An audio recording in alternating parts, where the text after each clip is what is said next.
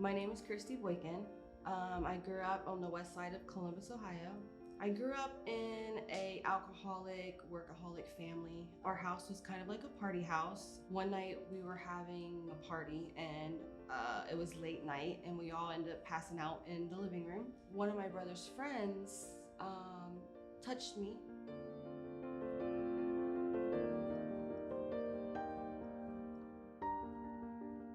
At 15, I met, as I would call as a bad boy, somebody I knew my parents wouldn't like. He grew up in the bottoms. By the time I was 17, I was pregnant with twins. Me and their dad's relationship was not good. He was always cheating and leaving me at the house to take care of the kids. It was rough. I had a C-section with my kids, and that got introduced me to painkillers, opiates. I love the way they made me feel. It made me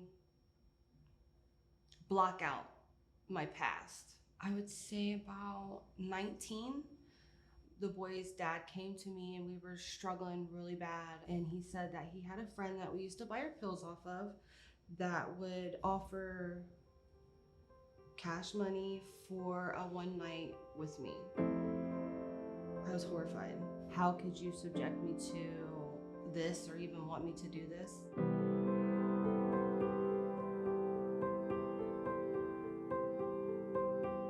He finally got me to do it by telling me we needed this money for our kids and we needed this to pay our bills.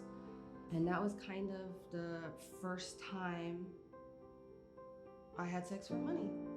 Our addictions got worse and worse over time. And he was out of town once and I had no pills, no way to get money. And I slept with one of the drug dealers and I thought he gave me cocaine and it ended up finding out that it was heroin. I say it took about 3 years and I was shooting up heroin and smoking crack. And I met an older gentleman that showed me to go online and get dates and get a hotel room. He would tell me how I should act. And it first started off as just like dates. They would take me to nice parties or take me shopping. After about 6 months of that, it got pretty bad to where I started, having to have sex, getting beat up by him. I ended up moving back in with my parents because it got a little too much. I knew a girl that was working on Sullivan that I went to school with. And I'd always see her walk up and down because we lived like a block from Sullivan. I knew what she was doing. So I joined her. And within 2 weeks, I wasn't coming home. My sons were probably about 8 by time then, and they were riding their bikes looking for me down Sullivan. I always went and seen them on weekends. I would have different guys around and buying them stuff what they needed, and it was a lot for them.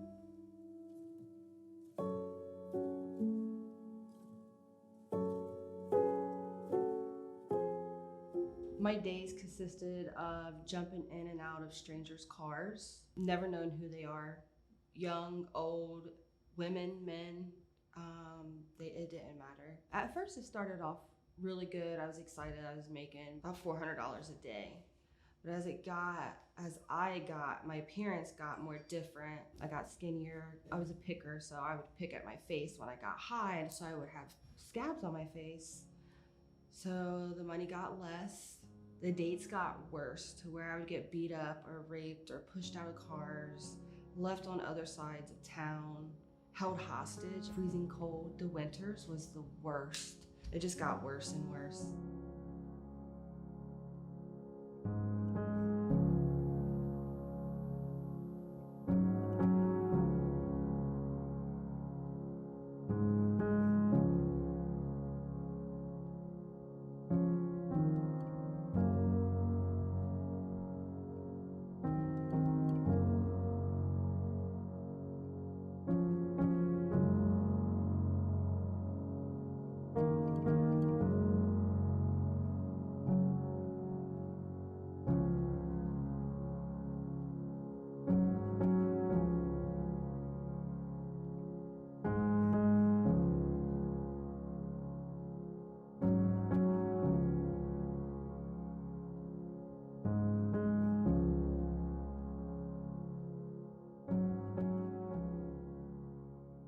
During catch court, I always heard about sanctuary night. I registered to volunteer, and I didn't stop. It was food for my soul.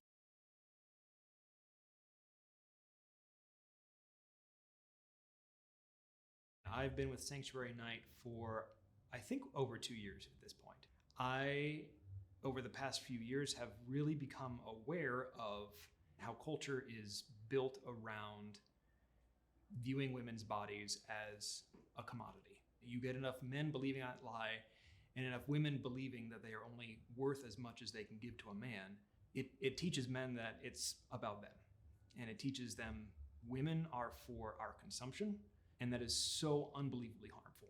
I knew that I was in a position where I could contribute to the harm, or I could start doing something to help heal.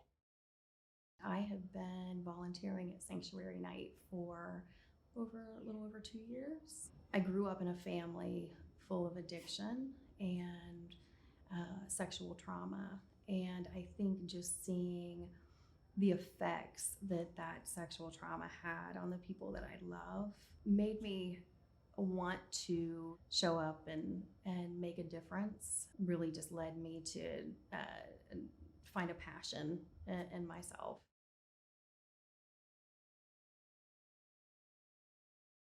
Sometimes we're the only smile that they've had all week and the only conversation that they've had all week. To see them smile, because when they walk in, they have no smile on their face.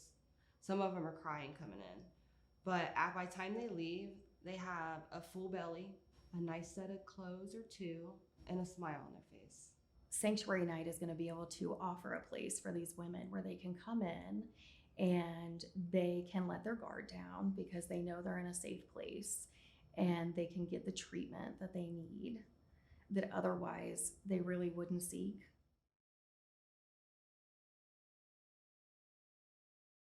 We had a volunteer who suggested that we do a bingo night. Within the first week, I became the unofficial bingo caller. It was an easy way for me to connect with them without feeling like I had to force a conversation with them.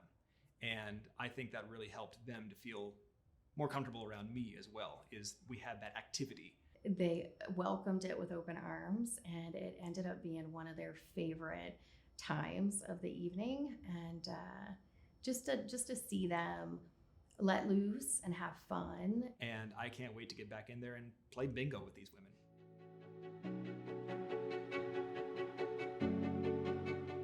The work doesn't happen in a night.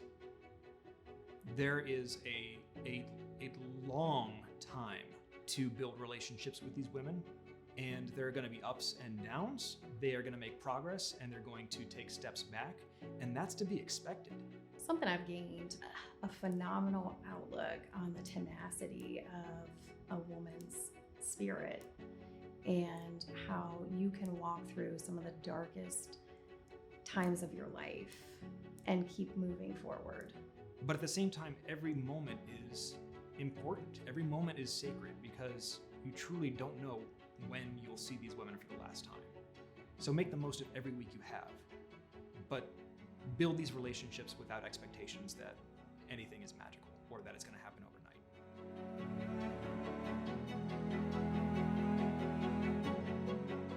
I have the strength of 1,000 women, and I can share that strength with every woman that comes through that door. I think we can do so much to give them more, to let them know that they're not alone, that we're not trying to change who they are, but we want to enable them to become who they should be and who they want to be. The reason I think it's good for you guys to invest is that maybe one day they can achieve as much as I have and have long-time sobriety. Maybe you could give a child back their mother, a mother back their daughter, a new look on life, a second chance. They have heart and they have stories behind what brought them where they are. Don't try to fix them, don't try to save them, don't try to pity them. Understand that they are making the choices that they believe are best for them. And You can be there to help, you can be there to listen, you can be there to assist if they need a hand, but they're stronger than you could think. They're stronger than you could possibly imagine.